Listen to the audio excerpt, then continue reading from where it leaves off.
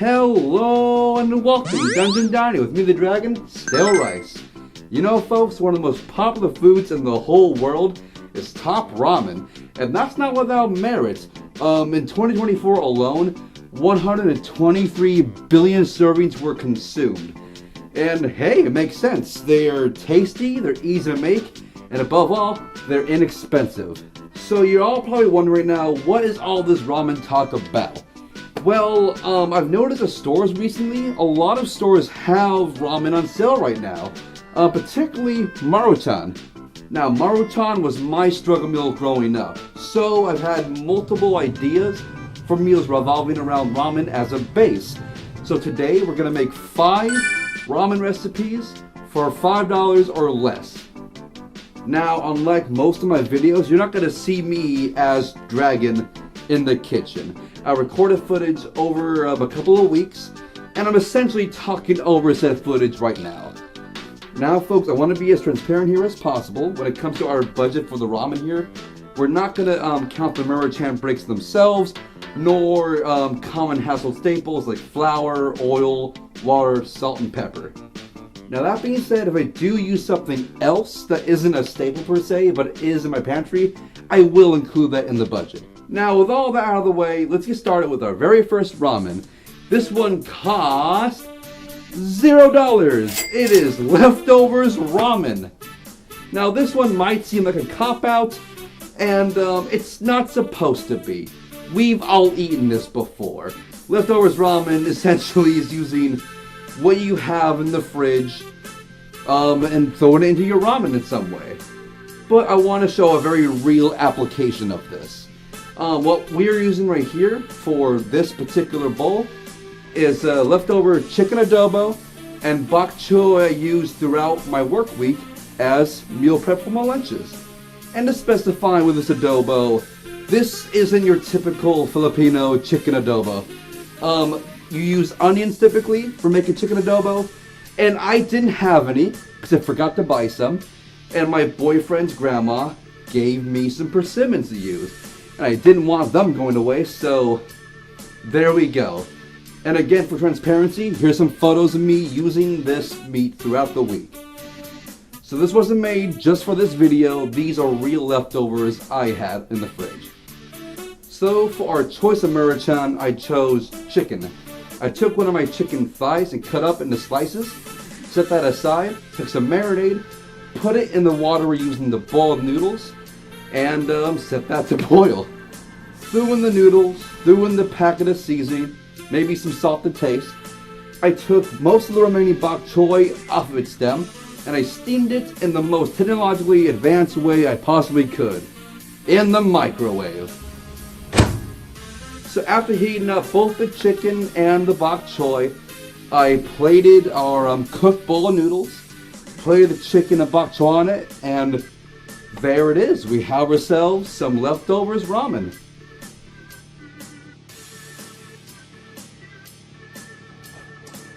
So this is such a typical casual meal for me that I almost forgot to start recording. But yep, here's the leftovers ramen. So let's begin with that broth. We have well, it's gonna be hard for y'all to see, but I'll pour it this way.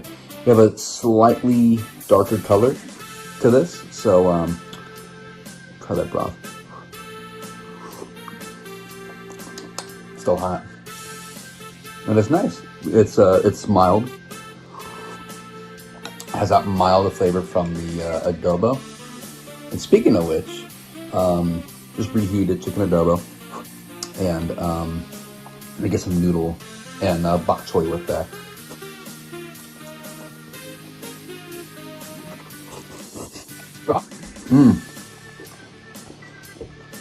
But it's tasty. What can I say? I mean, one second there. With this one, it's what it sounds like. You're combining your leftovers with noodles, and thereby your noodles kind of taste like your leftovers. Plus, the leftovers actually on the side of them. But as it is, yeah, it's tasty. It works. And I'm sure we've all done our own variation of it. I was just lucky enough to have some fresh veggies to pair with it. And this was getting a little bit old, so it's good thing that I'm reusing them now before they go bad. So yeah, leftovers ramen. Nothing to complain about. Actually, it does need one more thing. There we go. And now for our next ramen, we're going up in price. This one is Eggdrop Ramen, and all it needs is 1 egg. Now, a pack of eggs is less than $2 at Walmart right now. And we're not gonna count the entire dozen of eggs just for this. Honestly, you could use just this egg and your packet of Maruchan. I'm choosing chicken. And it'll be fine that way. However, I will bump the price to $1 for some additions I made that you're about to see. So I began by taking 1 single egg, cracking the bowl, and a teaspoon of water, that's a smidgen of water, and scrabbling that up with some chopsticks. I got some water, about 2 to 3 cups, set it to boiling, and I slowly made a vortex inside of our pot and poured the eggs in to get that cloudy, silky texture of egg drop eggs. And in order to keep the egg drop soup texture within the ramen, I did with it what I would do as a kid. I smashed it.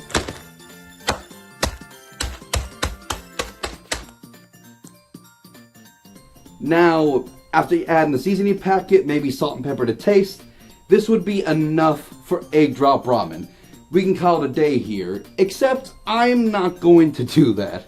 You see, I had a bottle of sesame oil that was almost empty in my pantry, and I want to get rid of it. Like, just barely even a teaspoon's worth of sesame oil was left, and I threw that into my pot, alongside a splash of soy sauce, a pinch of Thai chilies, and I had a sad leftover baggie of chives, which I threw most of into the pot and saved the rest for our garnish. Now with all these included, this is going to taste very similar to a proper egg drop soup, minus the cornstarch slurry.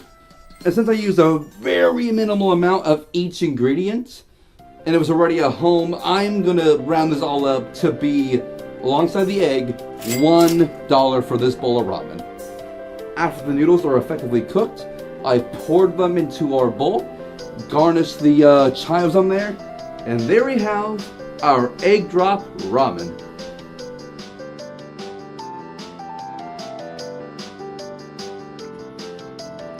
Well, good morning. It is morning for me. This is breakfast, so let's enjoy this. I have some things to say on top of the taste, so let's get to it. Broth first.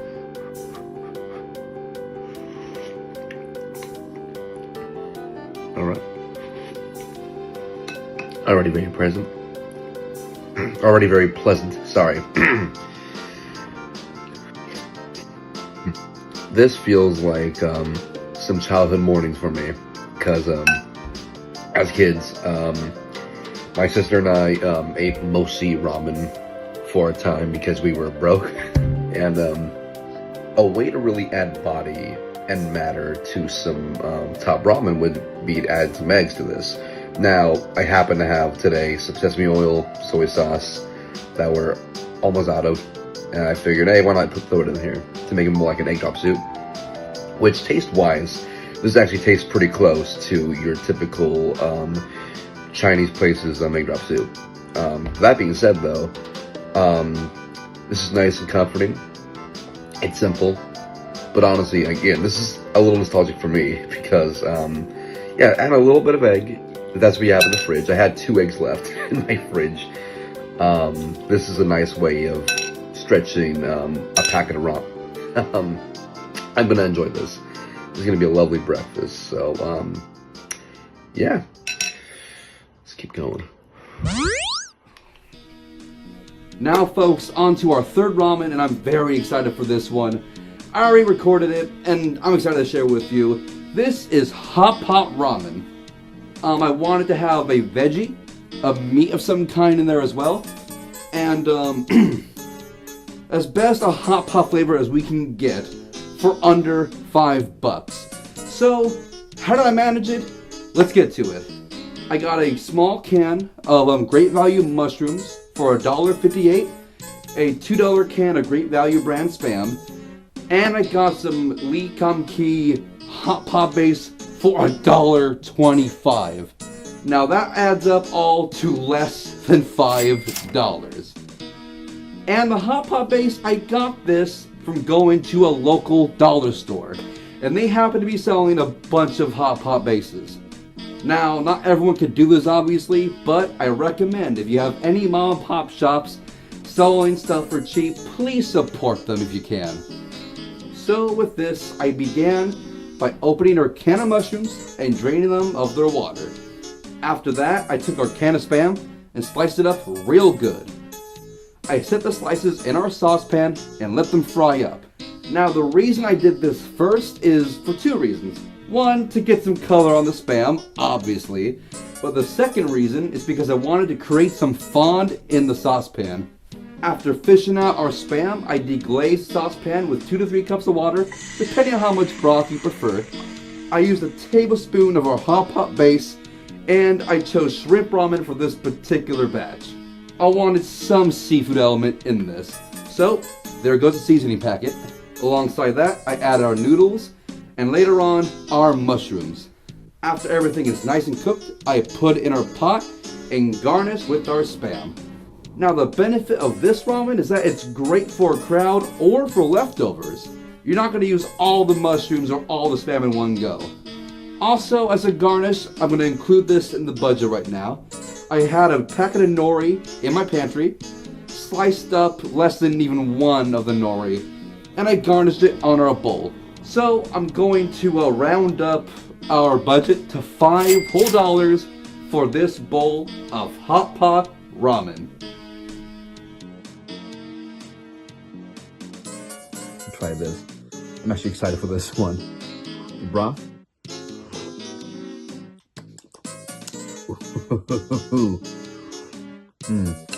There's plenty of that kick.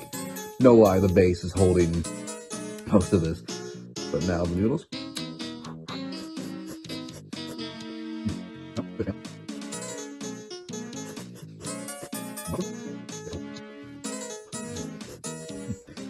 I'm not sure what to say about this because it's just a simple, nice meal.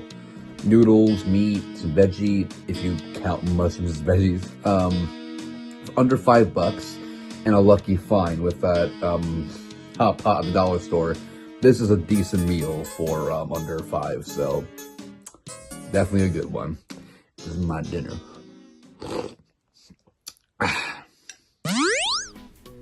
Now on to our fourth ramen, we have Japanese curry ramen.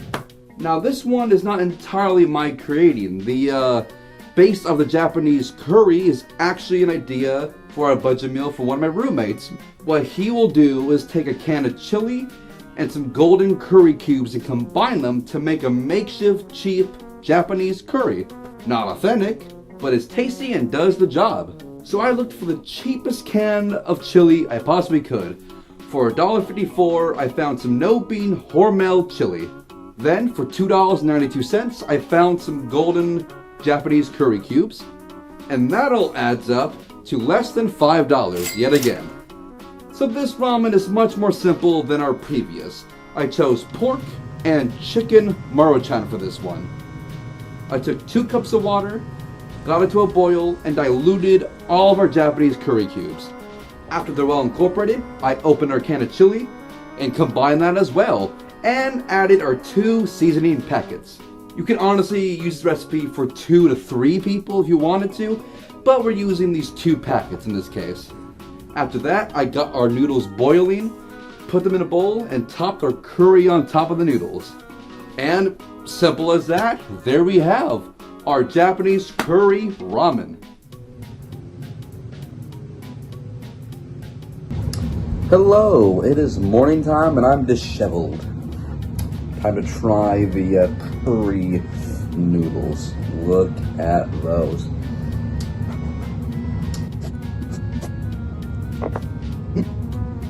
So I was doing dishes and left the noodles in water for a bit unintentionally, but now they have kind of the bites of rice noodles. So pairing that with the curry is actually beneficial right here. And this tastes really nice. The chili definitely stands out, but you still have the aromatic flavor of the curry. And honestly, this would be great with some leftover vegetables or meats or what have you. And if you have any 5 spice at home, a little dash of that in this would be perfect. But as it is, so sweet. This is a good one.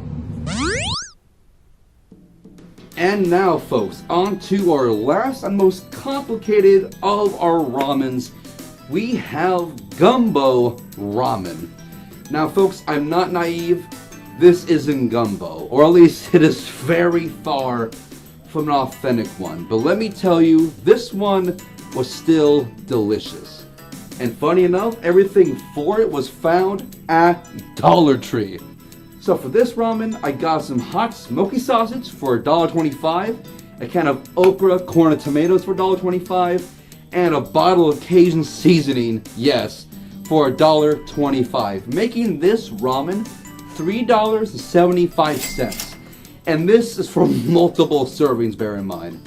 And our Maruchan of choice is shrimp, to again, like the Hotpot one, have some seafood element involved. So, for starters, I took our sausage and I sliced it all up.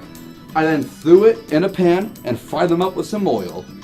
I fished out the sausages and I threw in 4 tablespoons worth of flour to create a roux. Now, if the roux isn't thin enough, add a bit more oil. I mixed it all up nice and fine, and I got a beautiful golden brown. Now, before letting that roux burn, I added 3 cups of water to deglaze. After deglazing, I added our can of okra, tomatoes, and corn. In retrospect, if I did it again, I would add 2 cans, but it did what it needed. I then added 2 tablespoons worth of Cajun seasoning. Now, if you're all doing this at home and you happen to have some herbs or other spices, please use them. If you want Creole seasoning on the cheap, they have some at Dollar Tree.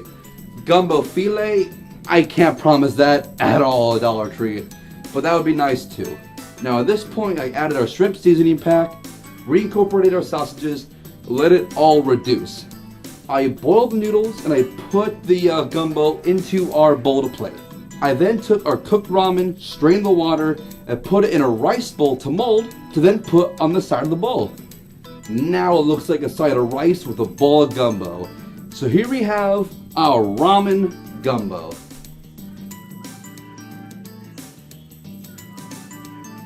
Now folks, if you try this at home, I would say use some fresh oil. I'm specifying this because on my counter at home, I have a bottle of used oil in a sriracha bottle that I'll use occasionally to cook with. The only trouble with this is my bottle was not days old, weeks old, it was months old. Now for my gut, it didn't hurt me. For my roommate who ate it and said the bowl was delicious, it made him sick. He threw up. So I since then discarded the old oil, re-washed the bottle, and put fresh oil in it. So if you do this, don't get sick and throw up. Please use some fresh oil for it. There's y'all's forewarning there. Otherwise, this bowl, as even he said, was tasty and delicious. All right. First, I want to try that broth right there. Nice, thick, but still plenty left. Oh, oh, oh, wow. I was scared of this being like under seasoned. There's some good flavor to it. Pair it with these though. Do a little dip in there. Like the curry kind of. Okay, hold on.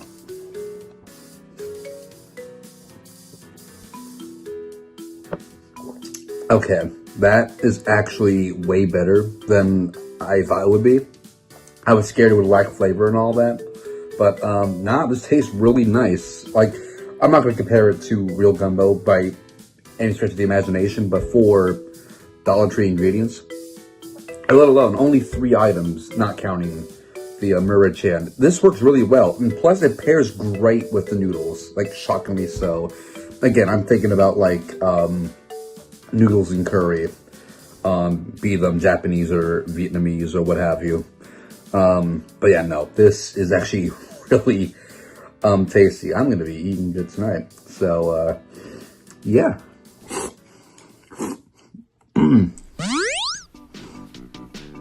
Now, folks, I gotta say, I think we got a lot of mileage out of our noodles.